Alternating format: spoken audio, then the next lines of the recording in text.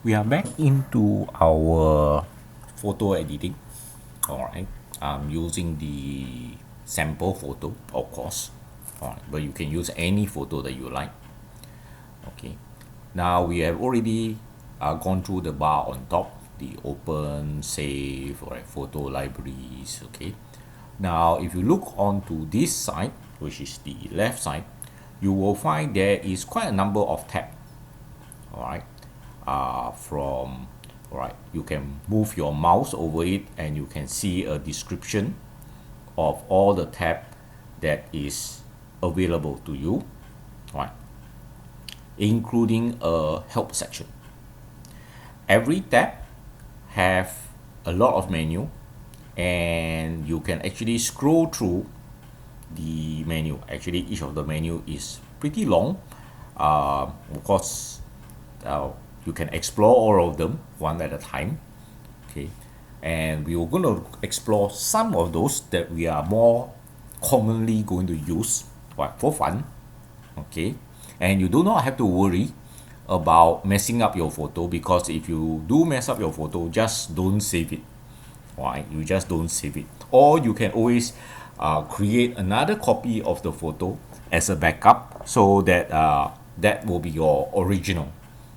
Right, now there is this first tab over here. All right, so if I click the first tab over here, you can see it's called the basic editor.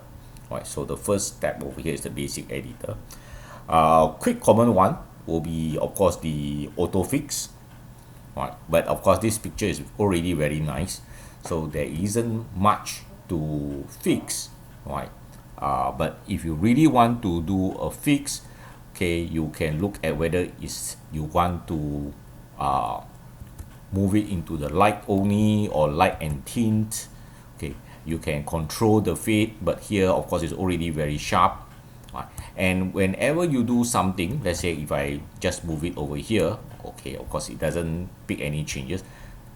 If you click apply, all right, it will actually make the change, but here you don't see it.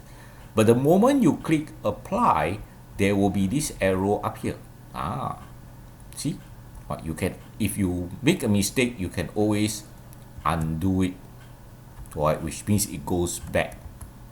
Okay, so a very common feature, okay, that we always use is the auto fix, especially if our picture doesn't turn out very nice, right? We will try to edit it using the auto fix first, but since this picture is already very sharp and very clear, we can always skip this process. All right, this is to crop a picture, right, which means you can actually cut the picture up. Right, if you know the size, you can actually set the size here, the width and the height. All right, you can actually set the size over here, or you can even shift this around the location. So if I want to just look at this chair, or this wooden chair, I can actually shift this to the center, and I can click apply. So it cut out. But if I make a mistake, doesn't matter, I can always remember I can always undo. All right, and you don't always have to crop in a landscape. Right, you have this button over here, which you can also crop it as a portrait. Right, so this button over here can help you to cut out a section of your picture. Right, it's sort of like zoom in, right, on that particular picture itself. Okay, so the crop is here. Okay, so okay, right. Sometimes when we take a photo using our handphone or smartphone, the photo may not be correct. We may need to rotate or flip the photo itself. Of course, the photo now is correct. Okay, so I do not actually have to rotate it, but you can rotate it either left or right. Okay, or of course I do not need to flip it now, but I can actually flip it horizontally. See, the picture get flipped. See, the picture actually get flipped. All right, so this is one way that we can actually change the photo. All right, so I do not want it to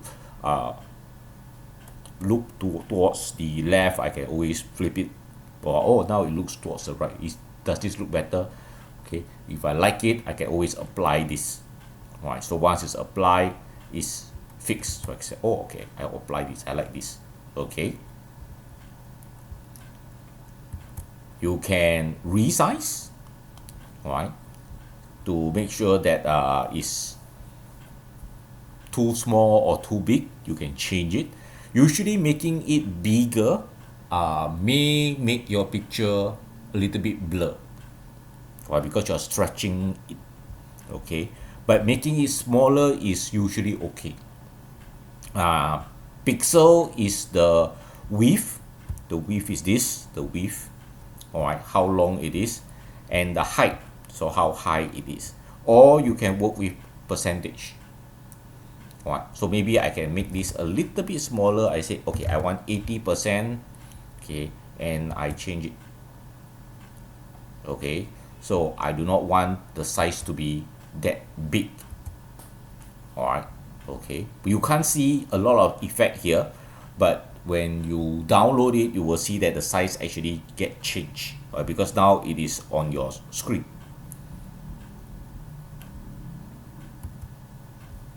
Okay, okay, I will apply the size. Okay, so the image is resized. So this one is just now the resize. Okay, right. Exposure is more towards the camera itself. Right? In this case, after you have taken a picture, you can still control the exposure of the picture, right? By playing with the shadow, right? But there's not much shadow here, but you can see that the shadow actually it get brighter and darker. Alright, sometimes you can play with that. You can play with the contrast, right? Whether it is sharper. Oh, this one is very sharp. Okay, right. So all this is the bar that you can play around. Exposure, which means the light itself, to very, very, very bright, or you want it a little bit darker so it looks like nighttime. Okay, or you can play around with all these and you can adjust them and see which one you actually like it, right? Or okay, you can apply or you can cancel. Right, you can sharpen the picture, okay, by sharpening it, but this picture looks very sharp already, so not much we can play around here. Right, but if the picture is a little bit blur, you can try to sharpen it and see whether you want to play around with the clarity. All right,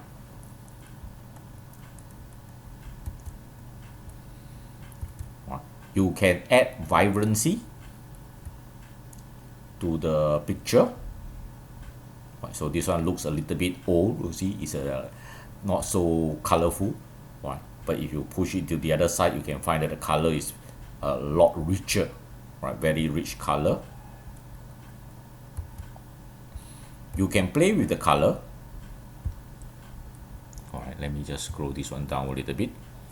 Okay, all right, so again, you can tint it. Oh, yellowish, so it looks like those very old photo. All right, or you can play with the temperature. The temperature here is actually the color itself, the temperature of the color. Oh, this one is a very, very warm. Wow, very warm temperature. Oh, this one is very cool because blue is usually very cool color. Right, or you want to make it sort of fade a little. Okay, so that is for your color. You have your hue and saturation. All right, again, they play with the light. All right, they play with the color itself. Oh, this one is very, very dark. All right, this one is very bright. Okay, so you also have your saturation. Okay, whether you want it to look richer in color or not. Right, So all these are your basic so-called things that you can work with. Alright. Down here, you can see that this section is the advanced section. Alright. The actual advanced section. You can play around with the actual advanced section, alright, on your own to work it out, okay, because we don't actually go through this process. And again, do not have to worry much, right, because you can always just cancel, or don't save it, okay, or you can undo it, okay. So probably I won't go through all of this, right. Feel free to explore, right? Feel free to explore. I will probably just work with a few of them, probably the draw, right.